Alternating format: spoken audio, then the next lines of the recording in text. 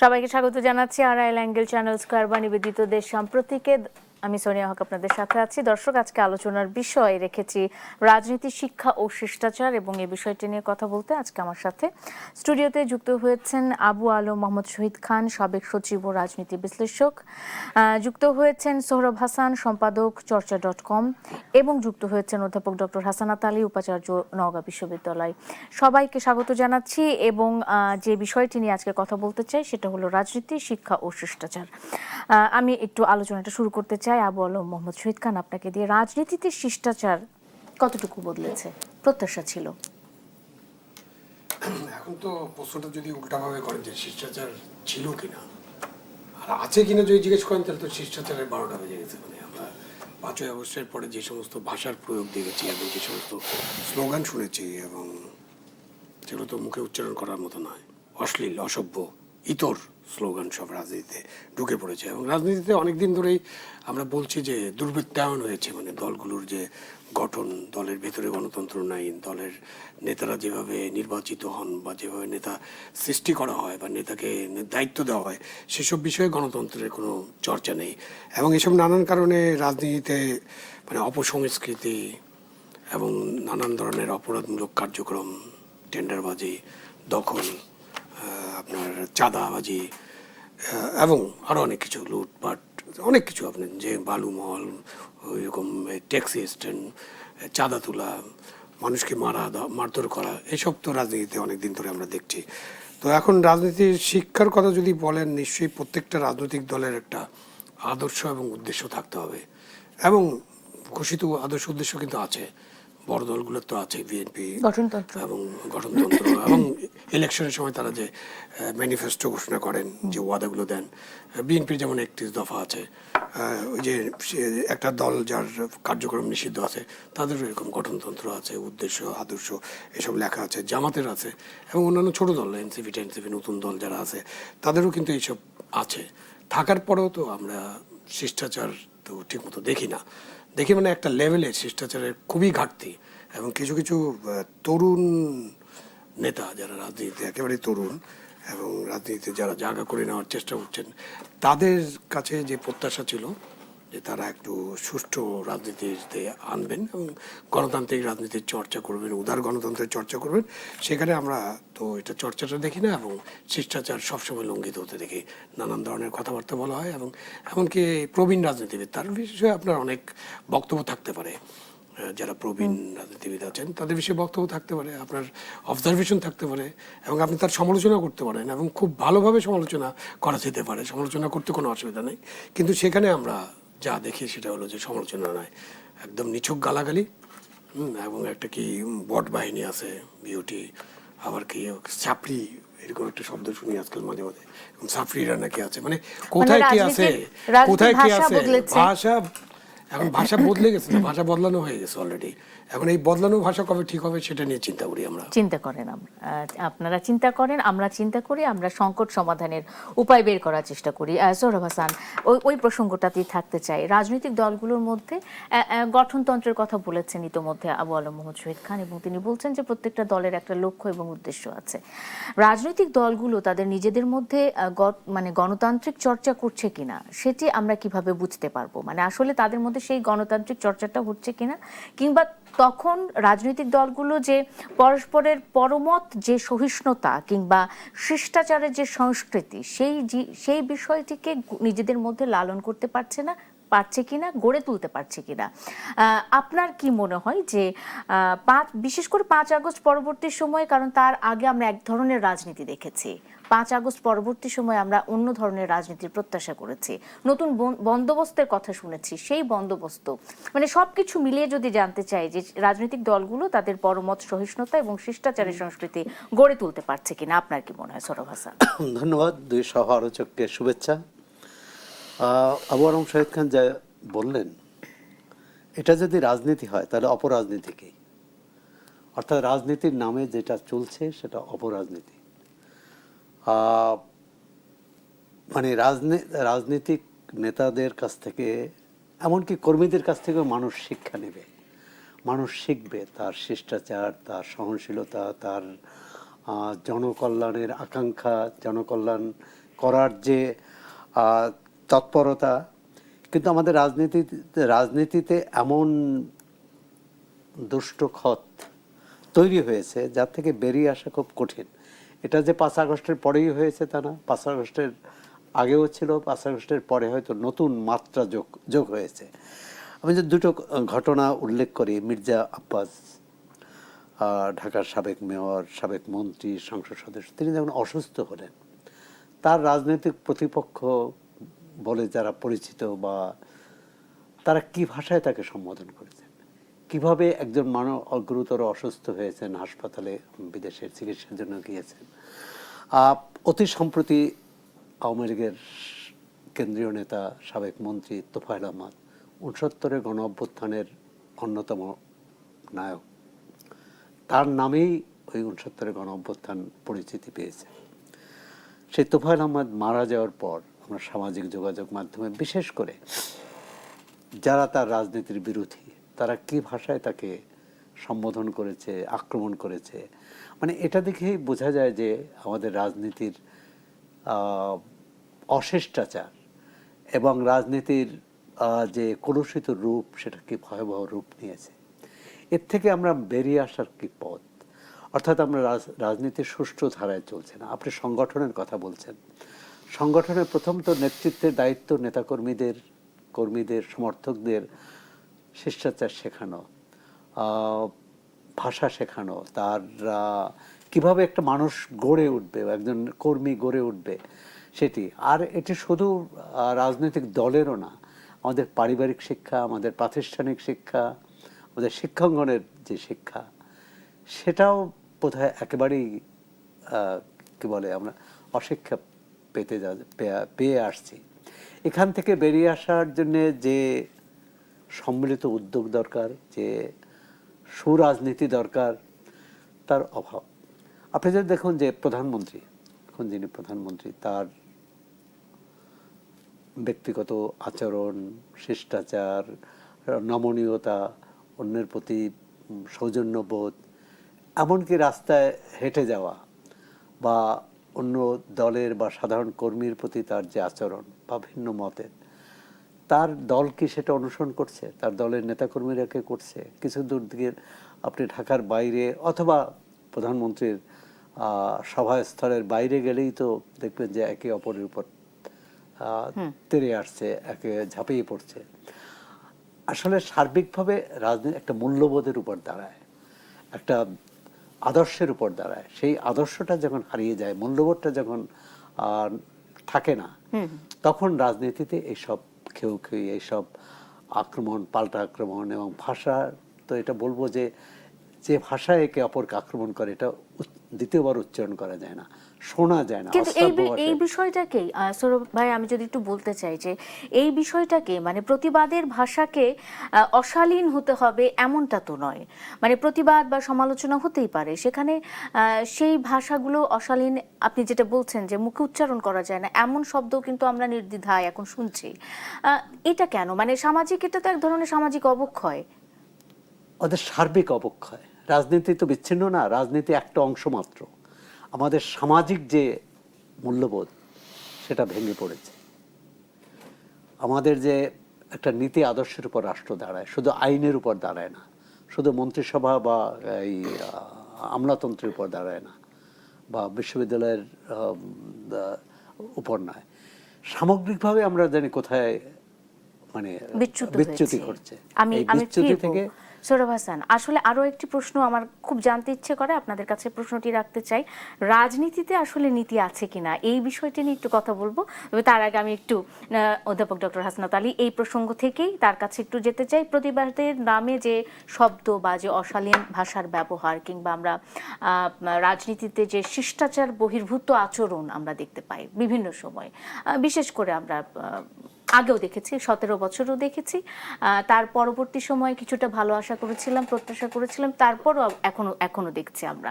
তো এই যে রাজনীতিকে শিষ্টাচার বহির্ভূত করে ফেলা, এর জন্য দায়ী কারা, কেন, আপনার কি মনে হয় ডক্টর? ধন্যবাদ আপনাকে, ধন্যবাদ জানাচ্ছি সিনিয়র সাংবাদিক সৌরভ ভাই এবং সাবেক সচিব এখানে আছেন, চমৎকার করে বলেছেন। দেখেন 5 তারিখের পরে আমি ওনার কথা দিয়ে বলি যে আপনার একটা স্বপ্ন দেখেছিলাম যে পরিবর্তিত বাংলাদেশ। আমরা 5 তারিখের আগেও কিন্তু আমরা রাজনীতিতে কুরুচিপূর্ণ শব্দ শুনেছি। আমি কয়েকজনের নাম মরহুম শাহ মোয়াজ্জেম হোসেনের কথা বলতে পারছি। ইরশাদ আমলে আমরা তখন ছাত্র ছিলাম, শুনলে একটু কেমন কেমন লাগতো আর কি। বিভিন্ন নেতা নেত্রীদেরকে নিয়ে খারাপ কথাগুলো বলতেন, সেগুলো জানি। তারপরে আমরা দেখলাম যে ডাক্তার মুরাদ নামে একজন ভদ্রলোক ছিলেন, আওয়ামী লীগের মন্ত্রী। মরহুম সালাউদ্দিন কাদের চৌধুরী, তিনিও ব্যঙ্গাত্মক কথাবার্তা বলতেন, এগুলো বলতেন। কিন্তু আমি সবচেয়ে বেশি কষ্ট পেয়েছি যে দেশের প্রধানমন্ত্রী যিনি শেখ হাসিনা ছিলেন, তিনি পার্লামেন্টে, সংসদে যেখানে আইন প্রণয়নের কথা, মানুষের ভাগ্যর উন্নয়নের নীতি নির্ধারণ করার কথা, সেখানে তো তুই তুকারি পর্যন্ত করেছেন। আমি সোহরাব ভাইকে ধন্যবাদ জানাই যে মাননীয় প্রধানমন্ত্রীর সদিচ্ছাকে নিয়ে উনি সাধুবাদ জানিয়েছেন। আমি আশা করতে চাই যে মানুষের হ্যাঁ সদিচ্ছার কথা বলছি, সাধুবাদ জানিয়েছেন, সদাচার আর কি। সেটি হলো যে না, এটি তো হওয়া দরকার। ট্রেন যদি সঠিক লাইনে চলে, বগিগুলো কিন্তু সঠিক লাইনে চলবে, হয়তো একটু আঁকাবাঁকা হতে পারে, হচ্ছে এখন, কিন্তু অন্তত এ পর্যন্ত এই কয়েকদিনে পার্লামেন্টে তো প্রয়াত নেতা নেত্রীদেরকে নিয়ে এত কুরুচিপূর্ণ কথা আমরা শুনিনি, যত 18 বছর আমরা শুনেছি। এটা কিন্তু একটা পজিটিভ সাইন। একদম যে কোনো জিনিসের পছন্দ কিন্তু মাথা থেকে ধরে, পা থেকে ধরে না। অতএব সেই মাথা কিন্তু পছন্দ ছিল বিগত দিনে, এখন কিন্তু সেই মাথাটা পরিষ্কার। আমরা দেখতে পাচ্ছি যে এখন পর্যন্ত পচনের কোনো লক্ষণ আমরা আশেপাশে দেখি না। হ্যাঁ, ওনার দলের নেতৃবৃন্দ নিশ্চয়ই যদি ওনার মতো হতো ভালো লাগতো, তবে একেবারে খারাপ হয়ে গেছে এমনটিও আমি বলছি না।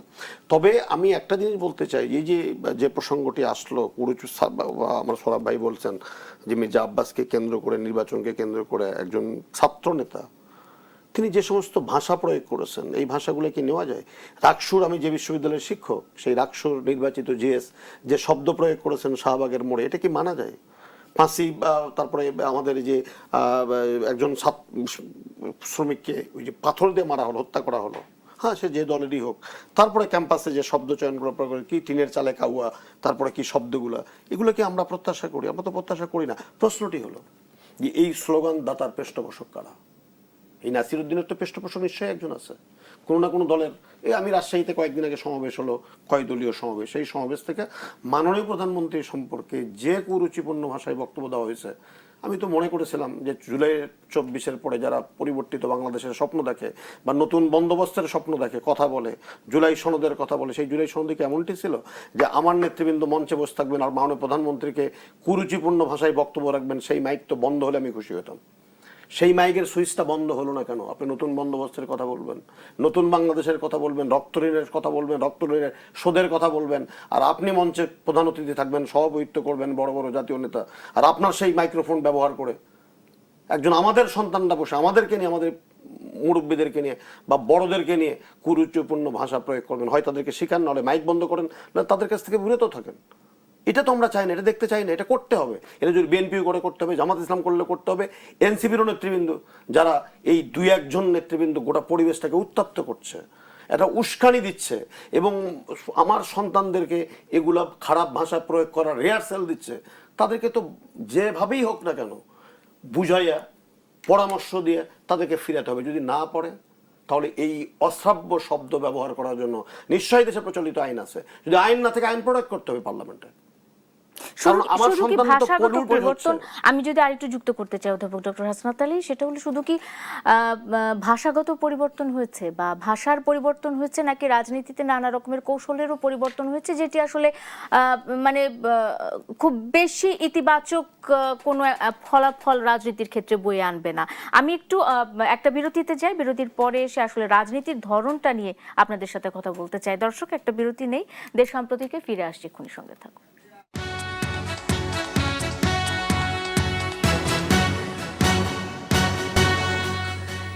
বিরতি পর স্বাগত আরেকবার। দেখছেন RIL অ্যাঙ্গেল চ্যানেল স্কয়ার বা নিবেদিত দেশ সাম্প্রতিক। সোনিয়া হক আপনাদের সাথে আছে এবং রাজনীতি, শিক্ষা ও শিষ্টাচার নিয়ে কথা বলছিলাম। আমার সাথে আমার অতিথিরা যুক্ত আছেন। আমি এই অংশে আবারও আবু আলম মোহাম্মদ শহীদ খান আপনার কাছে চলে যাই। এই যে শিষ্টাচারের অভাবের কথা আমরা বলছি, এটি আসলে কেন হচ্ছে? রাজনৈতিক শিক্ষার অভাব, অভিজ্ঞতার অভাব, নাকি মানে একটা প্রজন্মকে আমরা রাজনীতি সম্পর্কে সচেতন করতে পারি নাই, সেই ব্যর্থতা আমাদেরও কিছুটা নিতে হবে। আপনার কি মনে হয় আবু আলম মোহাম্মদ শহীদ খান? না, পুরো বিষয়টা তো একদম পুরো সমাজ ব্যবস্থা নিয়ে চিন্তা করতে হবে। এটা তো শুধুমাত্র কয়েকজন রাজনৈতিক কর্মী বা কিছু সংখ্যক রাজনৈতিক কর্মী শিষ্টাচার লঙ্ঘন করছে বা অসভ্য আচরণ করছে, ইতর স্লোগান দিচ্ছে, এরকম তো না। এবং এদের পিছনে কারা আছেন এবং কারা এদেরকে এইভাবে উৎসাহিত করছেন, এগুলো খুঁজে বের করতে হবে। আরও যে আমাদের পুরো শিক্ষা ব্যবস্থাটা নিয়ে কথা বলতে হবে। শিক্ষা ব্যবস্থা এবং আপনার ফ্যামিলিতে, পরিবারে আমরা কতটা শিষ্টাচার শিখছি, এবং স্কুলে বেসিক এডুকেশন যেখানে আছে, প্রাথমিক শিক্ষা, হাই স্কুল, সেখানে আমরা কতটা শিষ্টাচার শেখানোর চেষ্টা করছি আমাদের শিক্ষার্থীদেরকে। তো ওখান থেকে যদি এটা ঠিক না হয়ে আসে এবং সেখানে গোড়ায় যদি গলত থাকে, তাহলে তো আপনি রাজনৈতিক কর্মীকে কীভাবে ঠিক করবেন?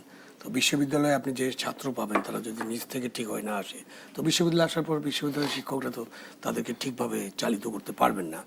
তো এইসব জায়গায় অনেক কাজ করার আছে, যেটা আমরা অনেক অবহেলা আছে। আমাদের যে শিক্ষা ব্যবস্থা এবং 7 ধরনের শিক্ষা ব্যবস্থা একটা দেশে আপনি আছেন, এবং এক এক জায়গায় এক রকম শিক্ষা, এবং শিক্ষার মধ্যেও শিক্ষা প্রতিষ্ঠানে যা ঘটে সব জায়গাতে একই রকম ঘটনা ঘটে না। ধরেন আপনি সাধারণ প্রাইমারি স্কুলে যদি, এখন তো আমাদের সময় বেত্রাঘাত চালু ছিল, সম্ভবত শিক্ষকদের ব্যাট ট্যাট খাওয়ার ফলে আমাদের কিছুটা শিষ্টাচার শিখেছি আমরা, দুষ্টামি করলে ব্যাতের বাড়ি। তো এখন তো এটাও দেওয়া যাবে না, সাধারণ শিক্ষা প্রতিষ্ঠান এটা হয় না। কিন্তু বাংলাদেশে তো আরও শিক্ষা প্রতিষ্ঠান আছে যেখানে তো জুলুম, মানে আমি অত্যাচার শব্দের বলতে জুলুম, মানে আমরা তো এখন নানান উর্দু শব্দ ব্যবহার করি, আমার খুব অসুবিধা হয় এগুলো বলতে।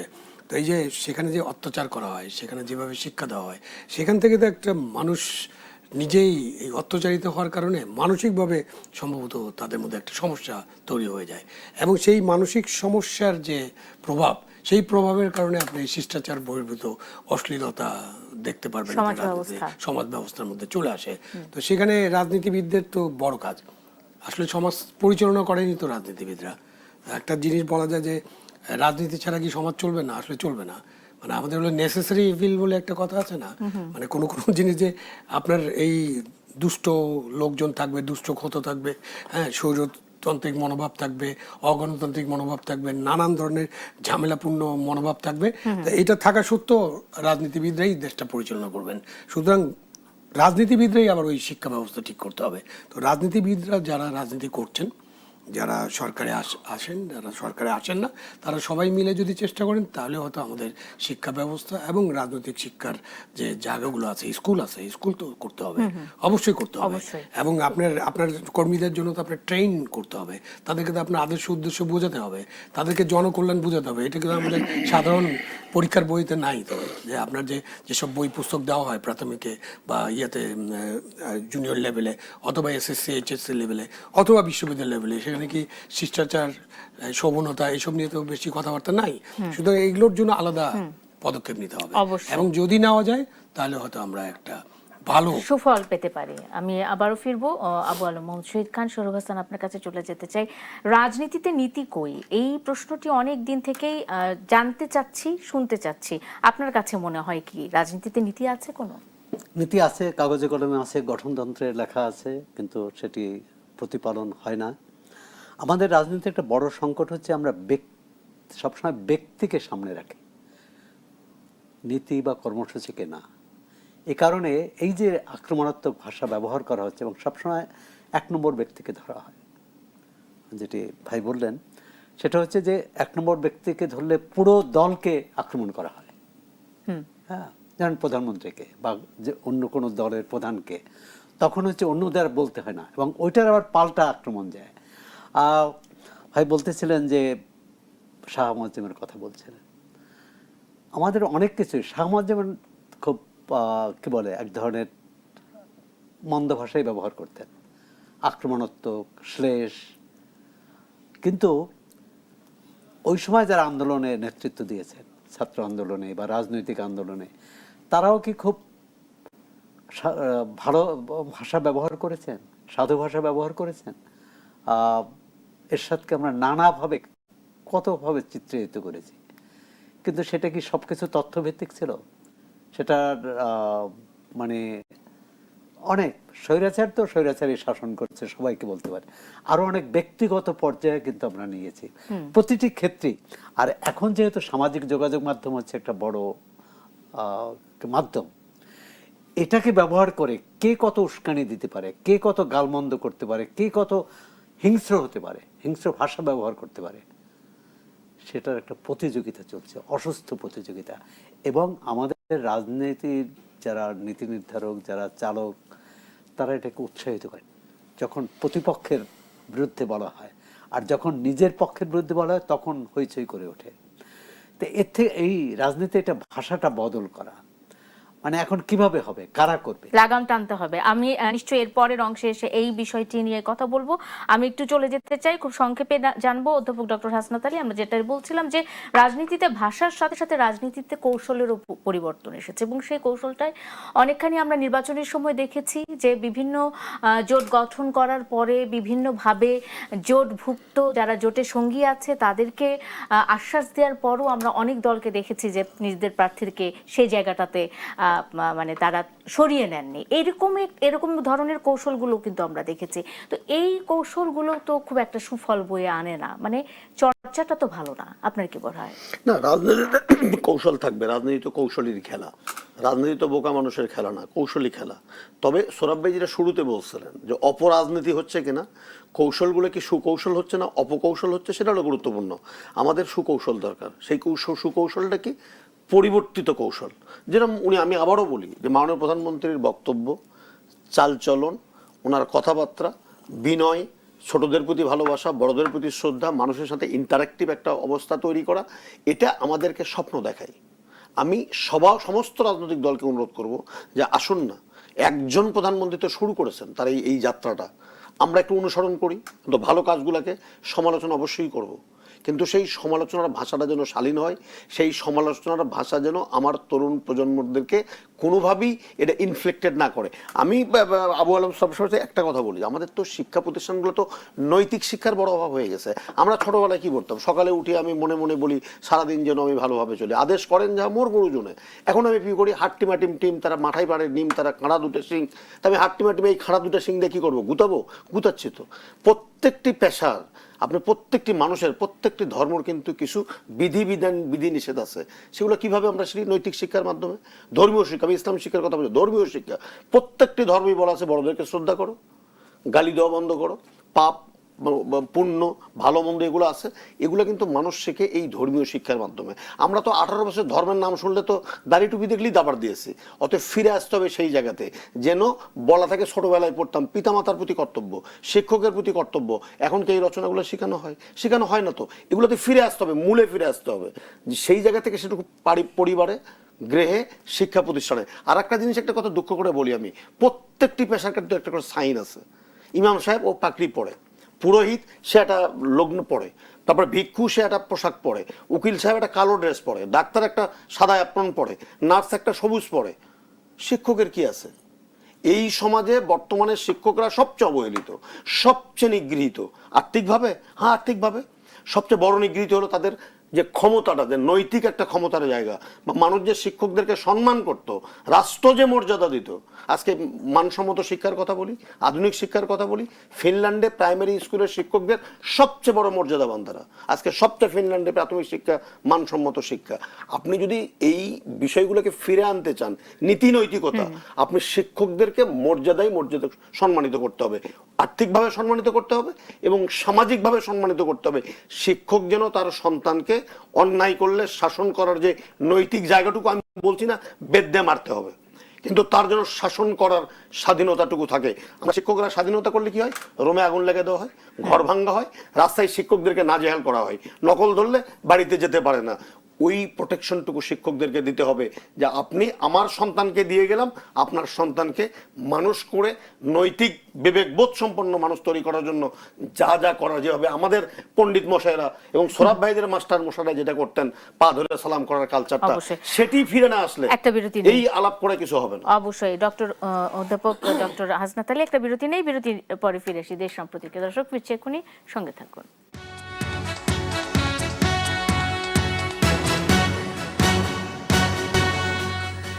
বিরতির পর স্বাগত আরেকবার, দেখছেন দেশ সাম্প্রতিক, নিবেদন করছে আড়াইল অ্যাঙ্গেল চ্যানেল, স্কয়ার ভার্সনিয়া হক আপনাদের সাথে আছি। রাজনীতি, শিক্ষা ও শিষ্টাচার বিষয় নিয়ে আলোচনা করছিলাম। আলোচনায় ফিরতে চাই, এই অংশে সময় খুবই কম। আমি আবু আলম মোহাম্মদ শহীদ খান আপনাকে দিয়ে আবারও এই অংশে আলোচনা শুরু করি। সংকট একটি হয়েছে, সমাধান খুঁজতে হবে এবং লাগাম টেনে ধরার কথা বলছিলেন সৌরভ হাসান। আপনার কি মনে হয় সংকট সমাধানের উপায় কি? সংকট সমাধানের চাবি রাজনীতিবিদদের কাছে। আর ওই অর্থে আপনি মনে করতে পারেন যে যেহেতু রাজনীতির মধ্যে দিয়েই দেশটা পরিচালিত হয় এবং একটা সরকার গঠিত হয়, সুতরাং সংকটের সমাধান প্রথম চাবিটা, বড় চাবিটা আছে সরকারের কাছে, সরকার প্রধানের কাছে। এরপরে যারা ছোট ছোট চাবি যাদের কাছে আছে, বিরোধী দলে যারা আছেন এবং যারা রাজনীতি করছেন, এবং বাংলাদেশে তো রেজিস্টার্ড দলের সংখ্যা বোধহয় 50-এর অধিক। এদের সবাইকে নিয়ে তো কথা বলে লাভ নেই, কিন্তু যে সমস্ত দল সক্রিয় আছেন এবং যারা কাজকর্ম করছেন, যাদের সাথে নেতাকর্মী আছে অনেক, তাদেরকে এই সংকট সমাধানে এগিয়ে আসতে হবে। তাদেরকে আলোচনা করে এই তিক্ততা, বিভক্তি, অ্যাগ্রেশন, বেয়াদবি এবং অশ্লীলতা, এগুলো থেকে তাদের কর্মী বাহিনীকে আস্তে আস্তে দূরে সরাই নিতে হবে। এটা একটা ট্রেনিংয়ের বিষয়। তারা নিশ্চয়ই তাদের কর্মী বাহিনীকে সেভাবে শিক্ষিত করে তুলবেন, প্রশিক্ষিত করে তুলবেন। শিক্ষা তো আমরা একাডেমিক শিক্ষা পাচ্ছি, প্রশিক্ষিত করবেন এবং ওইটা করার মধ্যে দিয়ে। কিন্তু একসময় তো বাংলাদেশে তো এই রাজনীতি তো বাংলাদেশে নতুন না। বাংলাদেশে তো একসময় রাজনীতি হয়েছে। আপনি 50, 60, 70-এর দশকে, 80-র দশকে রাজনীতি ছিল না? তখন কি এত অশ্লীলতা, এত উস্কানি, এত খারাপ কথা দিয়ে রাজনীতি হয়েছে? তো একটা বড় বড় স্বৈরাচারের বিরুদ্ধে আন্দোলন হয়েছে। আইয়ুব খানের মতো স্বৈরাচারের বিরুদ্ধে একটা গণ অভ্যুত্থান হয়েছে। স্লোগান কি ছিল? তোমার আমার ঠিকানা পদ্ম মেঘনা যমুনা, পিন্ডি না ঢাকা, ঢাকা ঢাকা, তাই না? তো এই যে স্লোগানগুলো, নতুন নতুন স্লোগান তৈরি হবে, সুন্দর সুন্দর স্লোগান, এবং সুন্দরভাবে রাজনীতিটাকে আপনি তুলে ধরবেন জনগণের মঙ্গলের জন্য, জনগণের কাছে পৌঁছাবেন যে আপনার বার্তাটা, এবং জনগণের মনটা জয় করতে হবে।